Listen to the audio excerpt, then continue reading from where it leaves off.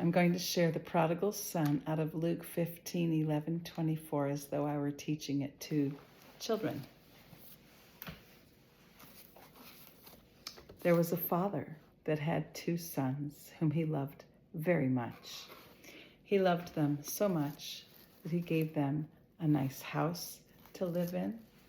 He gave them their favorite clothes to wear, and he gave them their favorite foods to eat.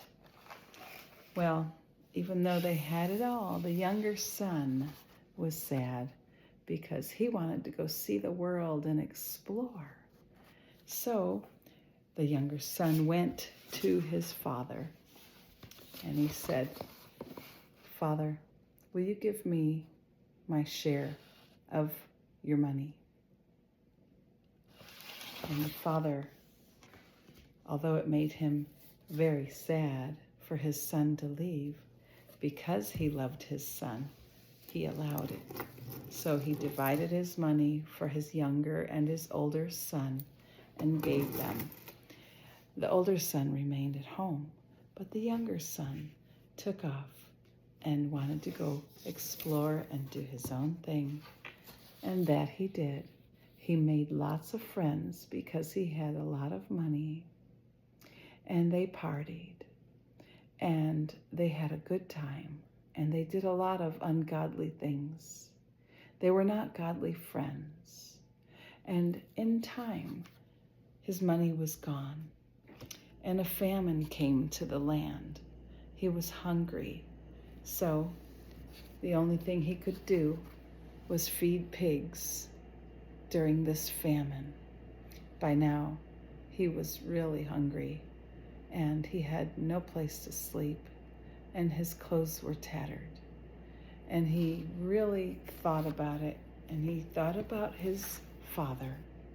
You see, even though he forgot about his father while he was partying, his father never forgot about him. But when he did think of his father again, he got to thinking, even his servants don't live like this. So he decided he was going to go back home and tell his father he had sinned, that he wasn't worthy to be in the family, but he was going to ask his father if he could be his servant. So as he made his way home, his father saw him from a distance. He did not wait for his son to knock on the door and come home. He ran to his son, and the son said, "Father, I'm sorry I've sinned. Will you forgive me? I'm not worthy to be in your family. Will you take me as your servant?" And the father embraced his son. He welcomed him back. You see, we may forget God, but God never forgets us. And God loves us, and he's always ready to forgive. The father's answer was with love. He said to his servants, "Prepare a feast, get the best robe, and clothe him. Welcome home. My son has returned. He was lost, but he's now alive." And that is the end of this portion of the story. Isn't it good to know we have a loving Father who is always ready to forgive? And if you've listened this far, I'd like to say, God's anger is not human anger. God's anger is to preserve his righteousness and holiness.